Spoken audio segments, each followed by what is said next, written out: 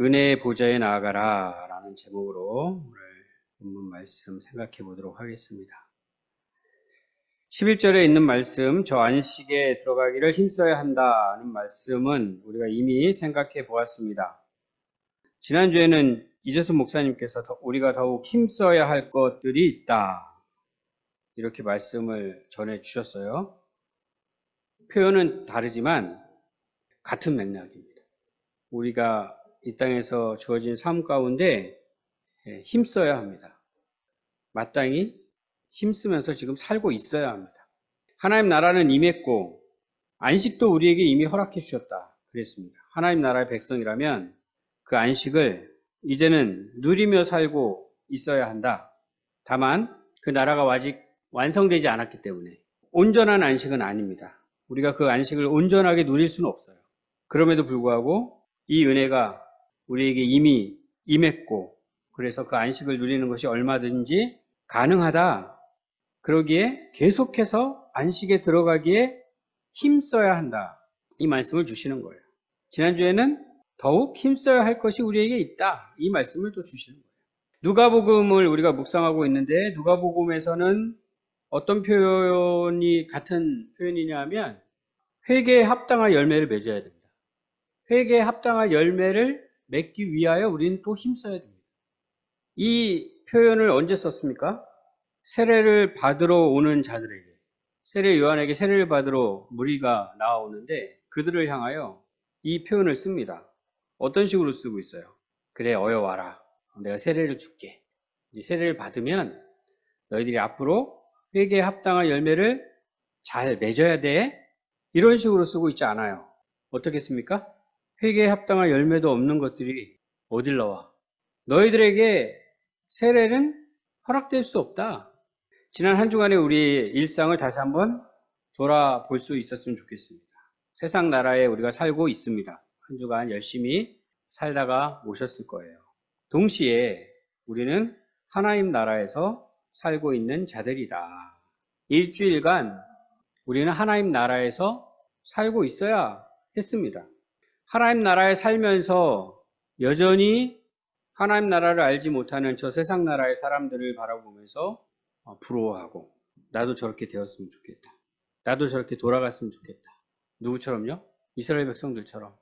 하나님께서 애굽에서 그들을 구원하여 내셨는데 하나님의 그 놀라운 역사들을 다 경험하면서도 다시 애굽으로 돌아갔으면 좋겠다 했던 것처럼 하나님 나라에 이미 살고 있는 우리가 저 세상 나라를 바라보면서 흠모하고 돌아가고 싶어하고 하지는 않았는지, 아니 혹시 그 전에 아예 내가 하나님 나라에 살고 있다는 사실도 생각하지 않고 그저 주어진 일주일간의 세상 나라에서의 삶만 살다가 이렇게 오신 것은 아닐까요?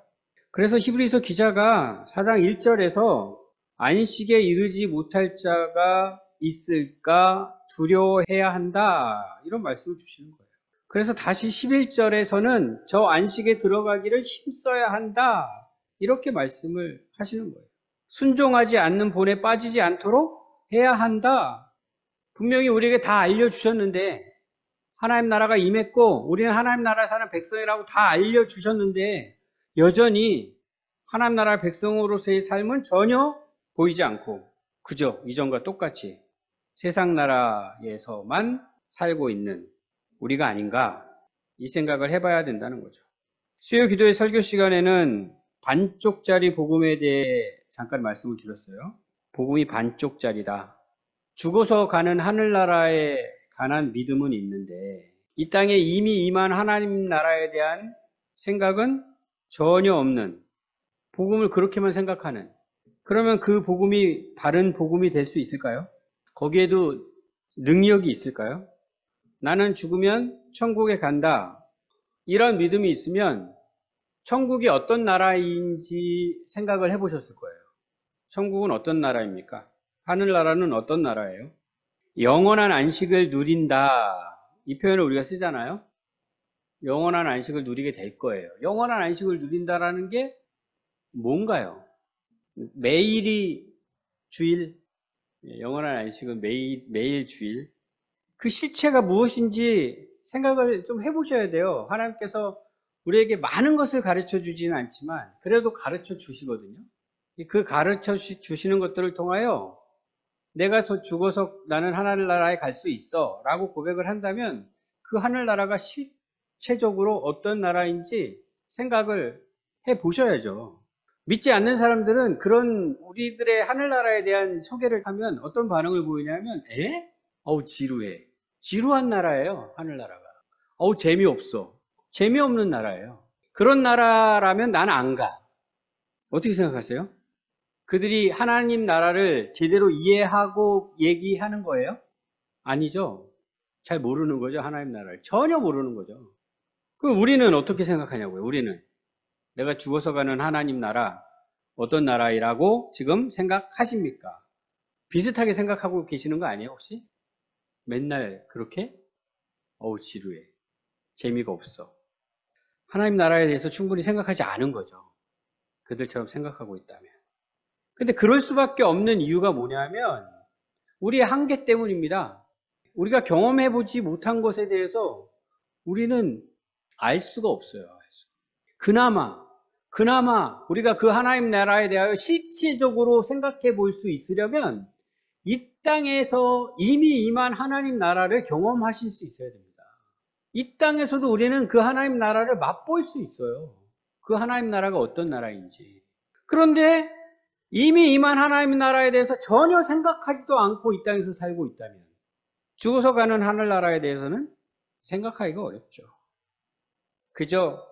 그냥 여기보단 좋겠지. 아무래도 여기보다 나쁘기야 하겠어.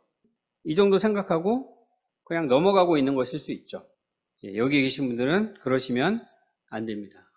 하나님 나라 이곳에서 맛보셔야 됩니다. 가능하면 최대한 맛을 보셔야 합니다. 그리고 이 세상에서 내가 맛본 하나님 나라가 이 정도인데 이제 완성된 그 하나님 나라, 와, 그 기대감을 가지고 그 소망을 가지고 살아야죠. 그 소망을 가지고 있기에 이 말씀을 우리가 이제 받아들일 수 있는 겁니다. 저 안식에 들어가기를 힘쓰는 자들이 되어야 하겠구나.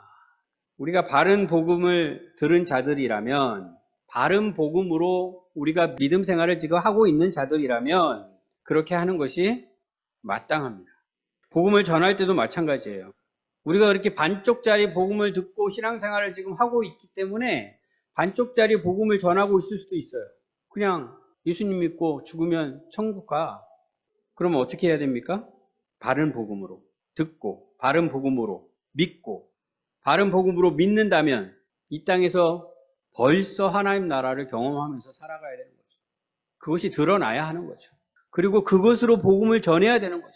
이제는 더 이상 오해하지 않게끔 나를 통하여 나를 사용하셔서 하나님께서 복음을 지금 전하기를 원하시는데 우리가 전하는 복음이 이 복음을 듣는 자들이 오해하면 안 되잖아요.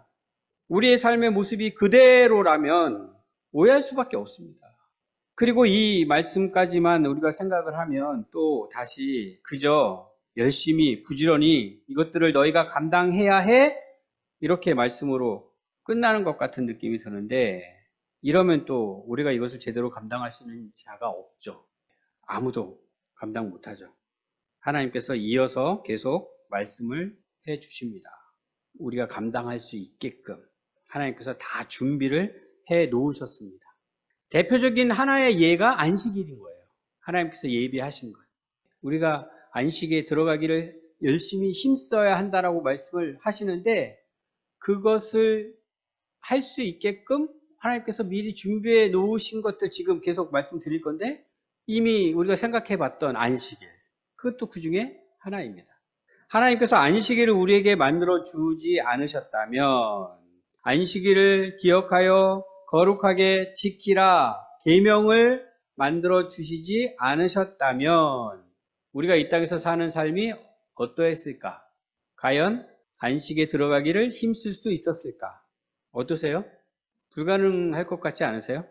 이렇게 일주일에 하루는 쉬어라 라는 말씀을 하셨음에도 불구하고 그것도 세계의 모든 나라가 사실 그들은 인정하지 않지만 이거 하나님께서 말씀해 주셨기 때문에 세상의 모든 나라가 일주일에 하루를 쉬는 거거든요, 지금. 하나님을 믿거나 믿지 않거나 그걸 알고 있거나 모르거나 하나님 말씀 때문에 쉬고 있는 거예요. 그럼에도 불구하고 안 쉬는 사람들이 있거든요. 그럼에도 불구하고. 그런데 그날이 없다고 생각을 해보십시오. 어떤 나라가 될까? 어떤 삶이 될까? 끔찍한 삶이 되었을 것입니다. 그걸 다 아시기 때문에 하나님께서 그것을 다 내다보시는 분이시기 때문에 이것을 중요한 계명으로 우리에게 주신 것입니다. 이걸 생각하면서 12절 말씀을 다시 생각해 보겠습니다. 12절 말씀의 원문을 보면 왜냐하면 이런 접속사가 들어갑니다. 그래서 성경책에 이렇게 메모를 하시는 분이 계시면 거기다 그냥 아예 적어 놓으셔도 되겠어요. 12절 앞에 왜냐하면 하나님의 말씀은 살아있고 활력이 있어 좌우에 날선 어떤 검보다도 예리하여 혼과 영과 및 관절과 골수를 찔러 쪼개기까지 하며 또 마음의 생각과 뜻을 판단하나니 저 안식에 들어가기에 우리가 힘써야 한다.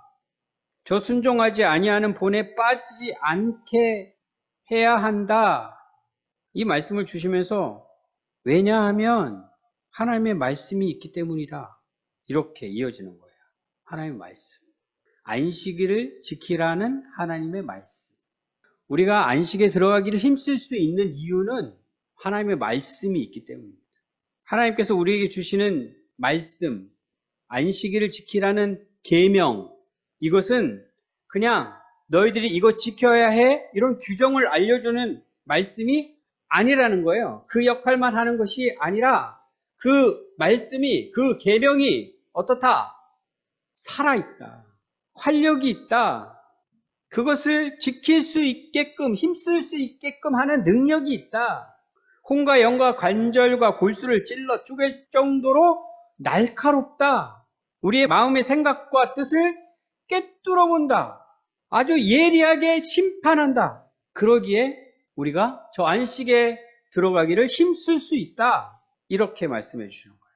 이 말씀만 가지고도 믿음과 행함, 우리가 여러 번 이야기하게 되잖아요. 믿음, 행함. 이 말씀만 가지고도 행함을 떼어놓고 믿음을 생각할 수 없고 믿음을 떼어놓고 행함을 생각할 수 없다. 이렇게 제가 말씀을 드릴 때도 보충 설명이 또 필요하게 되는데 원래 믿음이라는 용어는 우리가 자꾸 오해하고 있는 거예요. 행함이 빠져 있는 것을 믿음이라고 자꾸 오해를 하고 있는데 성경에서 이야기하는 믿음은 그게 포함되어 있는 믿음이에요. 그래서 사실은 따로 얘기할 필요가 없는 그냥 믿음만 얘기해도 되는데 우리가 자꾸 오해를 하니까 이렇게 또 설명을 하는 거예요. 설명을 하면 또 이게 또 오히려 굳어질 위험이 또 있어요. 믿음의 행함이 포함되어 있지 않은 것처럼 그러니까 오해하시지 말라고 제가 지금 보충 설명을 드린 겁니다.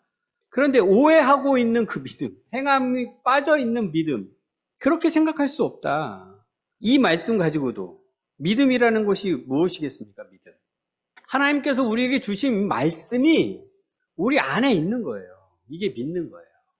하나님의 말씀이 우리 안에 있어요. 그런데 이 말씀이 살아있다는 거죠. 책에 기록되어 있는 기록물로 우리 마음에 있는 게 아니고요. 그래서 그 기록물을 우리가 늘 또 읽고 또 읽고 또 읽고 또 생각하고 또 생각하고 또 생각하고 또 다짐하고 또 다짐하고 오늘 하루 막 애를 쓰면서 살고 이런 기록물이 아니라 그 말씀이 살아있다. 안식일만 가지고 생각을 해볼게요. 안식일을 지키라.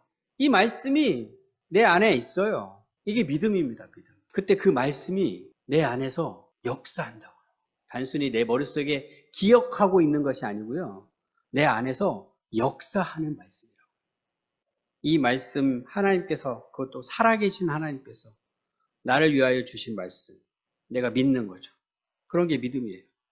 하나님께서 나를 얼마나 사랑하셔서 이 말씀을 주셨나 그것을 아는 거예요. 그게 믿음입니다.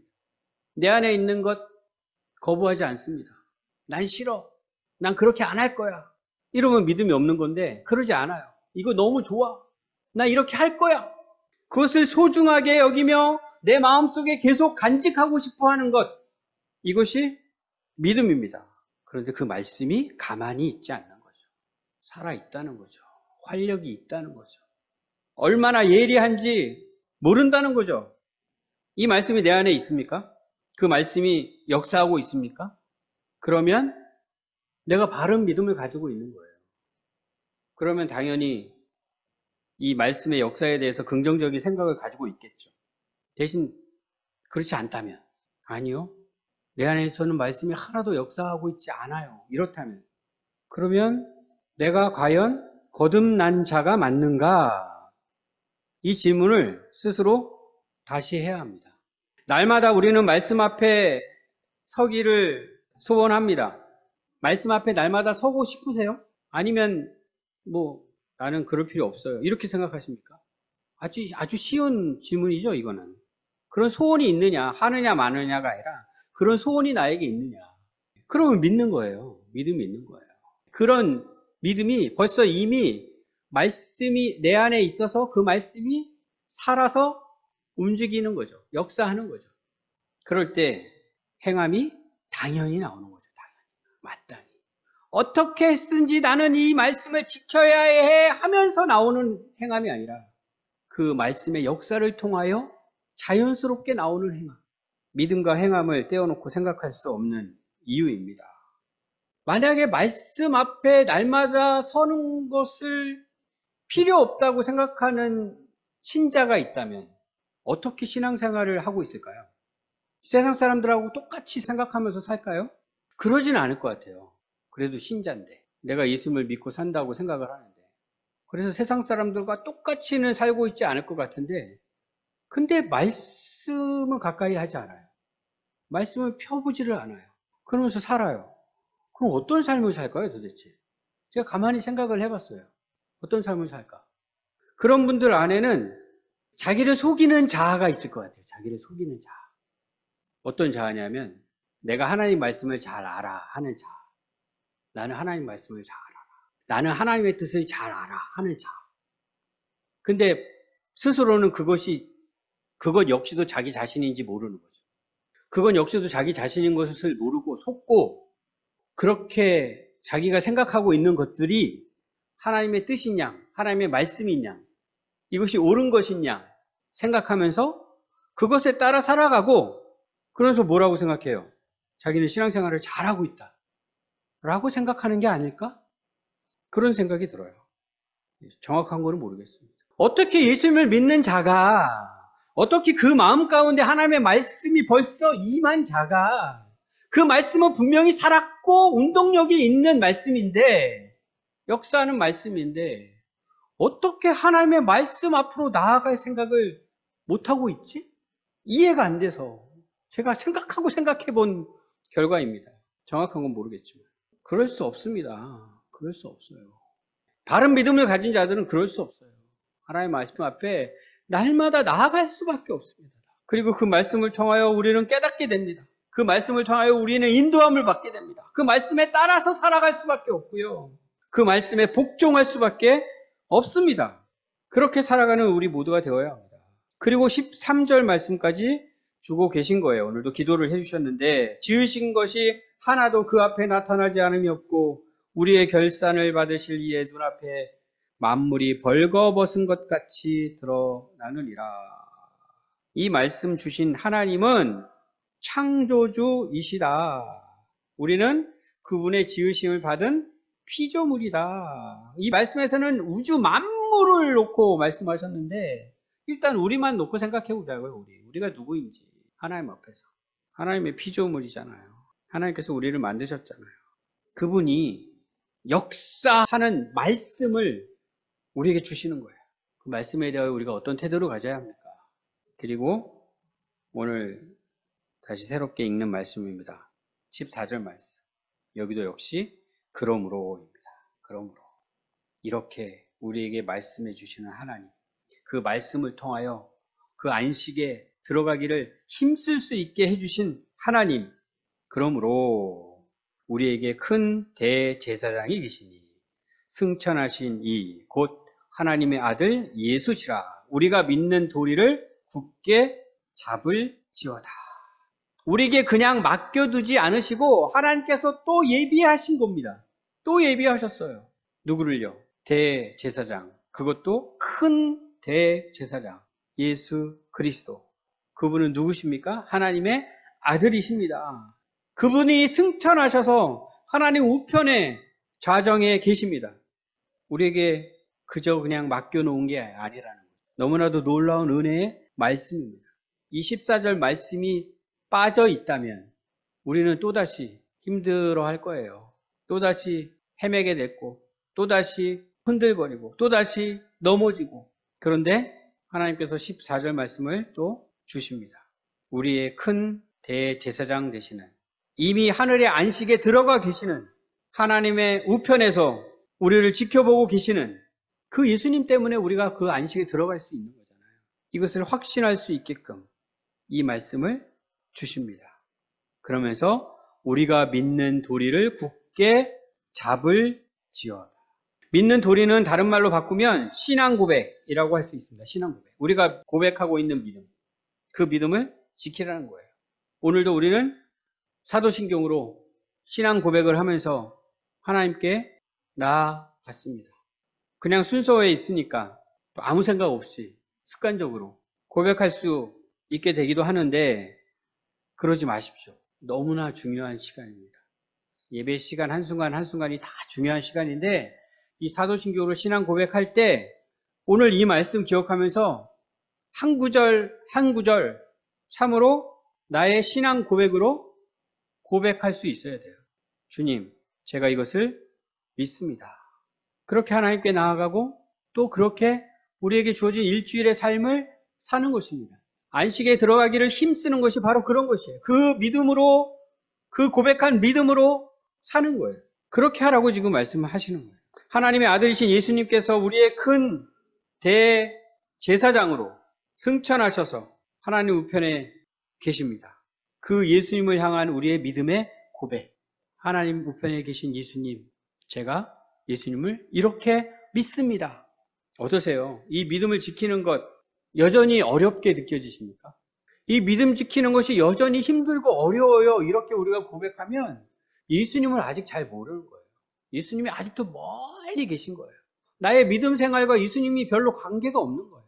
지금 오늘 읽는 이 14절 말씀, 15절 말씀, 16절 말씀은 히브리서 전체의 주제를 담고 있는 말씀이에요. 히브리서 전체가 이 내용입니다. 예수님이 누구시냐? 우리의 큰 대제사장이시다. 우리가 구원의 과정 가운데 있고 구원은 이제 앞으로 계속 완성해 가야 하는데 그것이 가능한 이유는 큰 대제사장이신 예수님이 계시기 때문이다. 히브리서 기자가 히브리서 전체를 이 내용으로 써 내려가고 있는 거예요. 그 핵심적인 말씀이 지금 오늘 읽은 말씀 가운데 있는 거예요. 이 예수님이 계시기에, 우리의 큰 대제사장이신 예수님이 계시기에 믿음의 도리를 굳게 지켜라, 굳게 잡아라, 이런 말씀 주시면 와, 이건 너무 쉽네, 이렇게 하실 수 있어요. 너무 쉽네. 예수님은 우리가 제대로 알기만 한다면. 그런데 그것을 잘 알지 못하고 우리의 신앙 고백을 붙잡지 않으면 어떻게 된다? 순종하지 않는 본에 빠지게 되고 끝내는 안식에 들어가지 못한다. 이렇게 말씀해주고 있는 것입니다. 우리가 어떻게 해야 하는지는 너무나도 자명해지죠. 우리가 고백하고 있는 이 믿음을 하나님 우편에 자정에 계시는 예수 그리스도를 바라보며 지키는 것이 우리의 삶이 되어야 합니다. 그리고 이어서 저 안식에 들어가기 위해 힘써야 할 것 하나 더 말씀해 주십니다. 16절에서 말씀해 주시는데 그 전에 다시 우리의 큰 대제사장이신 예수 그리스도께서 어떤 분이신지 15절에서 알려주고 있습니다. 우리에게 있는 대제사장은 우리의 연약함을 동정하지 못하실 리가 아니요 모든 일에 우리와 똑같이 시험을 받으신 이로되 죄는 없으시니라. 예수님께서 왜요? 예수님께서 왜 나 같은 자를, 우리 같은 자를 왜 돌아보세요? 왜 이렇게 챙겨주세요? 하나님이시라면서요. 삼위 하나님의 제2 위격이신 예수 그리스도께서 우리를 왜 그렇게 돌봐주신다는 거예요? 이 질문에 대한 답을 해주고 있습니다. 이중 부정을 사용하고 있죠. 우리의 연약함을 동정하지 못하실 리가 아니다. 이렇게 이중 부정이 나오면은 강력하게 지금 강조하고 있다. 이렇게 생각하시면서 읽으시면 됩니다. 반드시 동정해 주신다. 이런 말씀인 거죠. 연약함을 동정한다. 우리도 그렇게 하죠. 어느 정도는. 그런데 우리가 흔히 이 말을 씁니다. 경험이 없으면 말을 하지 마. 이런 말을 씁니다. 왜 그래요? 알 수 없다는 거죠. 하나님께서 우리에게 또 하나님의 형상으로 만들어 주셨기 때문에 미루어 짐작하면서 그 느낌, 그 마음, 그 감정을 나도 좀 상상할 수 있고 이해할 수 있고 이런 걸 해보기는 하는데 실제로 우리는 겪어보지 않았으면 말도 하지 마. 이런 말을 쓰거든요. 실제로는 알 수 없다는 거죠. 아무리 알려고 노력을 해도. 지난주에도 너무나도 깜짝 놀랄 만한 뉴스를 접하게 되었는데 그 부모의 심정을 이제 헤아려 보게 되죠. 잠깐 생각을 하기는 하는데 말은 안 나오더라고요. 말은 할 수가 없겠더라고요. 어떻게. 그런데 하나님이신 예수님께서 이것을 위하여 이 땅에 오셨어요. 우리와 똑같은 인간의 몸으로. 그것도 가장 낮은 곳으로. 그만큼 우리를 긍휼히 여기시는 분이 바로 예수님이십니다. 우리가 겪을 수 있는 모든 최악의 것들을 다 겪으십니다. 우리가 정말로 견디기 어려워하는 것이 억울한 것 같아요. 억울한 것. 그러죠. 아이들하고 이렇게 상대를 할 때도 아이들이 억울한 것은 정말로 못 참아요. 그냥 금방 눈물을 쏟습니다. 목소리 톤이 높아집니다. 예수님은요, 그 모든 고초를 다 겪으시고 죽임까지 당하셨는데 아무 죄가 없어요. 이것까지는 우리도 경험하지 못합니다. 예수님은 그것을 다 경험하신 분이세요. 왜요? 우리를 위해서. 우리를 긍휼히 여기시고 우리의 그 모든 것, 연약함이라고 지금 표현되어 있는데 이 표현으로는 정말 너무나도 아쉽죠. 우리의 모든 실체를 있는 그대로 다 함께 해주시기 위하여 그렇게 하신 거예요. 우리가 어디에 있든지, 지금 우리가 무슨 일을 당하고 있든지, 우리가 어떤 상황에 놓여 있든지 예수님은 다 아십니다. 우리의 마음을 있는 그대로 다 이해하고요. 함께 느껴주십니다. 그러므로 우리가 어떻게 할 수 있다. 이제 16절입니다.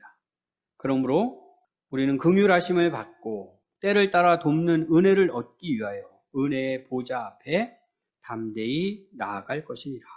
그렇게 우리를 긍휼히 여겨주시는 우리의 큰 대제사장 예수 그리스도.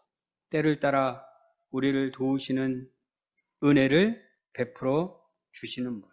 때를 따라 이 표현이 혹시나 오해하시지 마세요. 언제는 도와주시고 언제는 도와주시지 않고 이런 표현이 아닙니다. 영어 성경에 보면은 필요할 때마다 이렇게 되어 있어요. 필요할 때마다. 그냥 항상이라고 생각하시면 됩니다. 항상. 그렇게 도와주시는 우리의 대제사장 예수 그리스도. 이것이 너무나도 분명하고 확실하다. 예수님은 바로 그런 분이시다. 이것을 위하여 예수님에 대하여 지금까지 계속 지금 설명을 해온 거예요. 예수님이 어떤 분이신지. 예수님 알아라. 예수님 제대로 알기만 하면 우리 믿음 생활하는 거 아무것도 아니다. 아무 문제가 되지 않는다. 그리고 이제는 은혜의 보좌 앞에 담대히 나아가라. 너무나 잘 알고 있는 유명한 말씀이죠. 오늘 처음 이 말씀 듣는 분은 안 계실 거예요. 그래서 길게 설명할 필요는 없을 것 같습니다. 이것만 생각을 해보겠습니다. 당시 히브리 그리스도인들, 지금 히브리서의 수신자가 그들이니까 유대인들이 이 말씀을 어떻게 들을 수 있었을까? 하나님 보좌 앞으로 나아가는 것, 뭐 하는 거예요? 죽겠다는 겁니다. 당시 그들에게는 하나님 보좌 앞으로 나간다, 죽으러 가는 거예요. 절대로 나아갈 수 없습니다. 대신해서 누가 하나님께 나아가요? 대제사장. 그것도 간신히. 간신히. 조심조심. 대제사장도 죽을 수 있어요. 그것이 바로 보좌로 나아가는 겁니다. 그런데 갑자기 이런 말씀이 지금 선포되고 있어요. 나도 갈 수 있다고? 나도 담대히 보좌 앞에 나아갈 수 있다고? 너무나도 놀라운 말씀. 쉽게 받아들일 수 없는 말씀입니다. 그러니까 이것도 설득을 해야 돼요. 이것도. 옛날에는 우리가 하나님 앞에 나아가는 것 너무나도 두려운 일이었지만 이제는 나아갈 수 있어. 왜? 예수님이 우리의 큰 대제사장이시기 때문에. 그것을 계속 설득하려고 지금 예수님에 대해서 설명을 하고 있는 겁니다. 이제 우리는 2000년 전에 이 말씀을 처음 선포됐는데 이제는 우리는 다 알잖아요. 어떠세요? 보좌 앞으로 담대히 나아가십니까? 가톨릭에서는 여전히 사제가 필요하다고 그래요. 사제에게 가서 고백해. 개신교에서는요. 목사가 필요합니까? 목사가 자꾸 그 역할을 해주기를 성도님들이 기대하시는데 이 히브리서 이 말씀을 모르시는 거예요. 나아가실 수 있습니다. 담대히 나아가실 수 있습니다. 여기 계신 모든 분들이 한 분 한 분이 하나님께 그렇게 나아가실 수 있습니다. 담대히라고 번역된 단어의 원래 말의 뜻은 이런 뜻이에요. 할 말 못할 말 다 해라. 할 말 못할 말 다 할 수 있을 정도로 그렇게 나아가라. 이것을 하나님 앞에 할 수 있다는 겁니다. 하나님 앞에 할 말 못할 말 다 할 수 있다. 우리가 그럴 수 있는 자들이 아닌데 오직 예수님 덕분에 예수님께서 우리의 큰 대제사장이시기 때문에 우리가 그렇게 할 수 있다고 지금 말씀해 주시는 거예요. 그렇게 하고 계십니까? 할 말 못할 말 다 하고 계십니까? 아니면 열심히 가려가지고 하십니까? 지금까지 안 하고 계시면 너무나 잘 모르고 계시는 거예요. 우리가 신앙생활을 어떻게 해야 하는지. 그래서 히브리서 기자가 이것을 이렇게 기록해서 남겼습니다. 아까도 말씀드린 것처럼 히브리서 전체가 이 내용입니다. 전체. 우리가 신앙생활 어떻게 해야 하는지. 우리 성도님도 한번 생각해 보십시오. 나를 가장 잘 이해해 주는 사람이 누군가? 이 세상에서 나를 가장 잘 이해하고 있는. 그래서 그를 찾아서 이야기를 하면 할 말 못할 말 다 할 수 있는. 누구세요? 있어요? 또 없으면 정말 속상할 것 같은데. 근데 걱정하지 마십시오. 그분보다 더 잘 이해해 주시는 분이 계시다는 거예요. 그분보다. 그런 분 계시면 난 누구밖에 없어. 이런 생각 안 드세요? 날 알아주는 사람은 누구밖에 없어. 그런데 그분보다 더 우리를 잘 이해해 주시는 분이 계십니다. 이것 때문에 이 땅에 오셨어요. 이것 때문에 시험을 받으셨어요. 이것 때문에 고초를 다 겪으셨어요. 이것 때문에 죽임까지 당하셨습니다. 우리는 어떻게 할 수 있다? 우리 있는 모습 그대로 나아갈 수 있다. 잘 갖추어진 아주 멋들어진 인생을 살아가면서 하나님께 나아갈 수 있다? 아니고요. 그냥 죄인으로, 그냥 죄인의 모습으로. 사도 바울의 말을 빌리면 죄인 중에 괴수로 나아갈 수 있다. 이 말씀 주시는 거예요. 은혜의 보좌로 나아가고 계십니까? 이 실질적인 이야기입니다. 이제 이런 상의 이야기가 아닙니다. 은혜의 보좌로 나아가고 계세요? 오늘 우리는 은혜의 보좌로 나온 겁니다. 지금 주일 예배 은혜의 보좌 앞에 나온 거예요. 우리가 어떻게 이렇게 나올 수 있어요? 나올 수 없는 자들인데 이제 예수님 덕분에 이렇게 나온 거예요. 하나님 만나고 있는 거예요. 하나님을 찬양하고 하나님을 예배하고 하나님의 말씀을 듣고 또 어떻게 하십니까? 일주일에 1시간 목장 모임까지 하면은 2시간, 3시간 그리고는 그냥 세상으로 돌아가는 겁니까? 어떻게 은혜의 보좌로 나아가고 계세요? 개인적으로 이미 날마다 은혜의 보좌 앞에 나아가시는 분이 계시면 계속 그렇게 하시면 되겠습니다. 근데 그렇게 하지 못하고 계시면 찾아야 됩니다. 내가 어떻게 은혜의 보좌 앞에 나아갈 수 있을까? 예배 마치고 목장 모임을 할 때도 은혜의 보좌 앞에 나아가는 겁니다. 목장 모임 가운데 우리의 삶을 나눌 때 어떻게 나누세요? 할 말 못할 말 다 나누십니까? 아니면 요거는 하면 안 되겠구나. 이렇게 가려가시면서 정제된 내용만 정제된 표현으로 하십니까? 우리의 부족함으로 인하여 할 말 못할 말 다 하지는 못할 수도 있어요. 그러나 그쪽으로 가야 합니다. 왜요? 목장 모임은 우리끼리의 모임이 아닙니다. 은혜 보좌 앞에서 모이는 모임입니다. 하나님 앞에서 예수 그리스도께서 우리의 대제사장이신 것을 믿으면서 만나는 거예요. 나누는 거예요. 할 말 못할 말 다 하셔도 됩니다. 다 하십시오. 다 하는 게 맞아요. 그런 목장 모임이 되어야 해요. 가정에서는 어떠세요? 할 말 못할 말 다 하십니까? 먼저 부부간에 우리가 너무나도 준비가 안 돼 있어서 너무나도 부족하기 때문에 뭐 연약함이라고 표현되어 있지만 우리의 죄성이 아직도 가득하기 때문에 할 말 못할 말 다 하다가는 불화가 일어나요. 그죠? 그게 우리의 형편이죠. 근데 불화가 일어나더라도 할 말 못할 말을 다 해야 되는데 그때도 예수 그리스도를 바라볼 수 있어야 됩니다. 예수 그리스도를 바라보지 않는 거예요. 예수 그리스도께서 우리의 큰 대제사장이신 것을 잊어버리는 거예요. 어느 순간에 불화가 일어나는 순간에 할 말 못할 말 다 하면서 하나님께 나아갈 수 있는 이유가 뭐예요? 예수님께서 우리를 긍휼히 여겨주시기 때문에 때를 따라 우리를 도와주시기 때문에 부부간의 대화에서는 그게 불가능합니까? 안 도와주세요? 외면하십니까? 아니죠. 그 믿음으로 대화 나누십시오.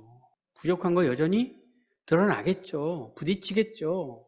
그런데 그것을 보는 것이 아니라 그 우리의 부족함을 보는 것이 아니라 그 부족하게 표현하고 있는 우리 안에 예수님께서 함께 느껴주시고 계시는 그 무엇, 예수님께서 동정해주고 계신 그 무엇, 그것을 우리가 함께 느낄 수 있어야죠. 그 부딪힘 때문에, 그 연약함 때문에 그것을 그냥 덮어버리겠다고요? 부모와 자녀 사이의 대화도 마찬가지죠. 이것으로 한 마음이 되면 부모와 자녀 간의 대화 어려울 것이 없습니다. 예수님 모시고 이야기할 수 있는, 할 말 못할 말 다 할 수 있는 우리 가정이 되어야 합니다. 우리 교회 공동체에는 또 하나의 좋은 방법이 있습니다. 밴드를 통하여 은혜의 보좌 앞에 나아갈 수 있습니다. 올해 몇몇 분들이 열심히 묵상한 말씀의 내용을 올려주고 계십니다. 그걸 지켜보고 계시는 분들 계실 거예요. 그리고 마음속으로 나도 답글을 하나 올리고 싶은데 이거를 올리면은 어떻게 되는 거지? 라는 생각을 하시면서 뭐하고 계시는 거예요? 할 말 못할 말 생각하고 계시는 거죠. 생각을 바꾸셔야 됩니다. 할 말 못할 말이 어디 있어요? 교회 공동체에서. 한 번 올리면 계속 올려야 될 것 같은 부담감 때문에 아예 몇 번 하고 말 거면은 아예 하지 말자. 한 번만 올리면 어때요? 그런 거 자꾸 가리지 마시고요. 그런 거 자꾸 따지지 마시고요. 그냥 나아가십시오. 그냥. 오늘 그 말씀 주시는 거예요. 왜요? 우리끼리가 아니니까. 예수님 계시니까. 이상적인 교회 공동체 그려보고 계십니까? 교회가 어떠했으면 좋겠다. 어떤 공동체 생각하십니까? 많은 수의 성도님들이 모이는 교회 생각하셔요? 큰 교회를 가면은 거기에는 국회의원도 있고요. 장관도 있고요. 큰 교회들은 대부분 그렇더라고요. 왜 그런 분들은 이렇게 큰 교회를 가는지 모르겠는데 어떠세요? 부러우십니까? 여기도 좀 의원이 한 번 앉아 계시고 하다못해 CEO원이라도 한 번 앉아 계시고 이러면 좋을 것 같습니까? 어떠세요? 교회 공동체 그런 거 아니죠. 교회 공동체는 그냥 죄인들이 모여 있는 곳이에요. 죄인들이 모여. 여기도 죄인, 저기도 죄인.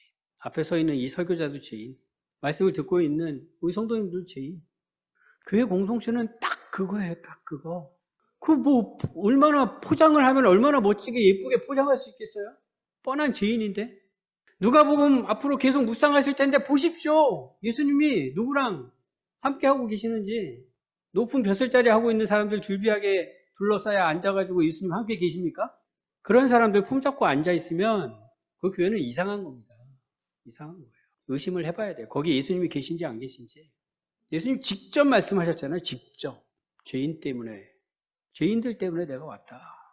죄인들 모여있는 것이 너무나도 지극히 당연한 것인데 여기서 자꾸 뭔가를 이렇게 꾸며가지고 예쁘게 보이려고 그럴 필요가 뭐가 있어요. 그냥 있는 그대로. 지극히 당연한 교회 공동체의 모습입니다. 그러나 내가 죄인인 것을 아는 자들인 거예요. 내가 죄인인 것을 아는 자들, 회개함으로 하나님께 나아가는 자들, 독사의 자식들아, 회개에 합당한 열매를 맺어야 돼. 이런 말씀 듣고서 쫓겨나는 자들이 아니라 회개함으로 주님, 이 죄인 위에 오신 주님, 저희가 주님께 나아갑니다. 회개에 합당한 열매 제가 어떻게 맺겠습니까? 그러나 주님께서 그 역사하는 말씀을 내게 주시고 그 말씀으로 역사하셔서 제가 그 열매를 맺을 수 있게끔 우리의 큰 대제사장 되신 예수님께서 저 하나님 우편에 자정이 계셔서 우리가 그렇게 할 수 있게끔 성령 하나님 직접 우리에게 오셔서 말씀으로 역사하시는 그 하나님 계시기 때문에 그 회개에 합당한 열매 맺을 수 있는 것을 제가 믿습니다 하면서 나아오는 죄인들, 그들이 모여 있는 것이 바로 교회 공동체. 거기에 주님이 함께 하시는 거예요. 거기서 주님이 우리를 안아주시는 것이고요, 우리를 위로해 주시는 것이고요, 우리가 다쳤을 때는 싸매어 주시고요, 넘어졌을 땐 다시 일으켜 세워 주시고요, 우리에게 힘이 필요할 땐 힘을 공급해 주시고요, 우리의 갈 길을 밝히 비춰주시고 그 길을 인도하시면서 함께 갈 수 있도록 우리와 동행해 주시는 것입니다. 날마다 은혜의 보좌로 담대히 나아가면서 주님의 긍휼하심을 받고 때를 따라 돕는 은혜를 받는 우리 공동체의 모든 지체들이 될 수 있기를 주님의 이름으로 축복합니다.